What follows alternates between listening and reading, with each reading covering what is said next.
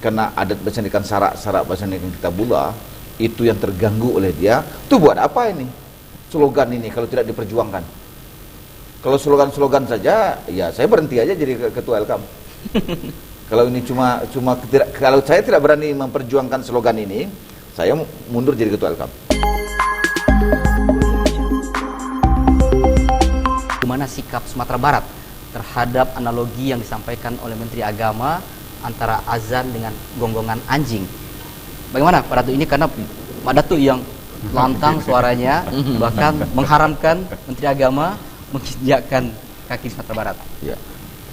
Ya, pertama sekali saya selaku ketua Elkam Sumatera Barat, ya, analogi yang dibikin ini sangat tidak logika. Yang kedua, ininya yang kita protes sebetulnya, ya. Dan kalau dianalogikan, jangan kepada binatang, dan disebutkan 5 kali gonggongan anjing, aman nggak? Ada. Ini suatu hal yang sangat melukai hati masyarakat Minangkabau, Sumatera Barat. Dan seolah-olah selama ini suara azan ini meresahkan, ya. Ini yang kita tidak mau. Dari tadi kita sudah bahas bahwa selama ini non-muslim pun tidak ada protes. Yang kedua, SE pun kita belum protes. Tetapi yang sangat kita protes itu adalah analogi yang dia bikin tentang suara azan dengan gonggongan anjing. Konon hari ini, ya, seluruh umat Islam tidak saja Indonesia juga memprotes hal itu. Ya, dan triggernya Ketua Elkam sendiri nih. Itu begitu dia. Ketua Elkam mengeluarkan pernyataan, langsung si Indonesia mengikuti. Karena kita ibaratnya jantung kita yang diremasnya, bahwa ketika melakukan gonggongan anjing itu disamakan dengan azan. Itu yang saya bilang tadi, ini menteri atau siapa yang menyampaikan seperti ini? Kalau analogi yang sangat jelek sekali. Ini yang kita protes, ya. Yang kedua, kita memang... Baik, ini menariknya. Sebelumnya Elkam sebenarnya tidak ingin memprotes SE ini, ya. Tidak ada hubungan gawain dengan kita. Begitu pernyataannya yang sudah terpleset, ya. Nah, itu yang akhirnya... Itu yang kita protes, ya. Karena sangat menyakiti hati umat Islam itu, ketika analoginya yang sangat tidak logika. Dan sampai hari ini Pak Menteri belum meminta maaf juga kepada manusia, artinya kepada umat manusia yang ada di Republik ini, bahwa pernyataannya itu tidak dianggapnya salah juga. Dari itu ini kita, kalau seandainya Menteri Agama tidak melakukan minta maaf atau mencabut dan sebagainya, atau kesalahan dia, sampai hari ini kan dia tidak mengatakan salah omongannya itu, maka kita kejar terus ini, ya. Kita harus kejar terus bahwa andaikan dia tidak mengakui kesalahan, tidak mencabut apa kekeliruan dia tadi, sampai manapun kita kejar ini. Baik, lalu sampai mengeluarkan statement mengharamkan, ini bagaimana ini? Oh iya, saya datanglah ke ranah Minang ini, bisa-bisa tidak pulang ke Jakarta. Ya. Dan kita tidak jamin kesamatannya di Minangkabau ini. Ya.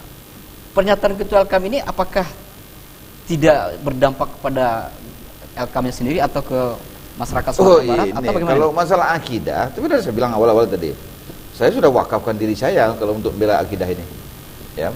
Saya membela akidah tidak cuma ini, saya ngabisin togel misalnya gitu, ya. Itu juga bahagian tak terpisahkan dari media akidah tadi. Artinya tidak cuma hari ini saya berteriak tentang ini, termasuk juga jilbab yang mau dianulir tentang busana muslim, ya meskipun saya tidak siapa-siapa tetap juga saya bela. Dan pernyataan Madatu tetap tidak dicabut juga, bahwa statement mengharamkan. Oh iya, tidak dicabut, tidak akan pernah saya cabut itu, ya. Itu risiko apapun akan saya hadapi. Ya, ini artinya kalau nanti benar-benar Menteri Agama datang ke Sumatera Barat, ini bagaimana nih? Oh iya, kita apakah tentang habis-habisan ini. Ini sudah banyak, ini WA sudah apakah banyak. Apakah dihadang nanti di bandara atau gimana? Pasti, nggak bisa masuk. Syukur-syukur dia sampai bandara saja. Jangan-jangan sampai bandara pun tidak aman. Ya, karena yang mereka lakukan ini, yang dia lakukan itu sangat melukai hati umat Islam. Baik. Pernyataan Madatuk Ketua Elkam, apakah itu pernyataan Ketua Elkam pribadi atau sudah pernyataan Elkam Sumatera Barat ini? Welcome Sumatera Barat dong, dibuat dalam rapat itu. Dalam rapat itu? Oh, iya. Kemarin kan kita jumpa pers tentang itu. Dan rapatnya memang fokus dan khusus membahas untuk itu? Iya, karena desakan sudah banyak soalnya kepada kita. Ya. Karena adat bersendikan syarak bersendikan kita bula itu yang terganggu oleh dia. Itu buat apa ini? Slogan ini kalau tidak diperjuangkan. Kalau slogan-slogan saja, ya saya berhenti aja jadi ketua Elkam. Kalau ini cuma kalau saya tidak berani memperjuangkan slogan ini, saya mundur jadi ketua Elkam. Ya, saya dulu sudah pernah juga menyatakan kalau Togena habis, saya bilang saya berhenti jadi wali kota. Saya sudah sampaikan juga dulunya. Jadi ini bukan isap jempol aja. Termasuk juga ketika negeri ini dalam keadaan gempa, saya pun ya tidak setengah-tengah juga menghadapi. Saya berada di tengah-tengah masyarakat. Artinya sesuatu yang saya lakukan itu tidak ya lip service gitu ya. Tidak cuma ucapan di mulut saja. Ya. Saya wakafkan diri saya untuk membela dengan ini. pernyataan Mak Datuk seperti itu, apakah sudah ada respon dari pemerintah pusat atau dari Kementerian Agama sendiri? Respon tidak respon ini kan perjuangan terus. Saya pertama sekali menteri harus mencabut dan menyatakan kesalahannya itu. Kalau dia tidak menyatakan kesalahan tentang gonggongan anjing itu, dia menganggap benar pernyataan dia. Dan pernyataan Ketua Elkam juga tidak akan dicabut juga? Tidak akan dicabut. Hanya dia tidak mencabut permintaan maaf? Harus meminta maaf dong kepada umat Islam ini. Karena yang terlukai sekali itu, ya. Ya. Dan Mak Datuk yakin pernyataan Mak Datuk itu sudah sampai ke telinga menteri ini? Oh pasti. Mungkin sampai presiden. Sudah sampai ke presiden? Bisa-bisa. Ya, saya siap undang di istana nanti nih Pak.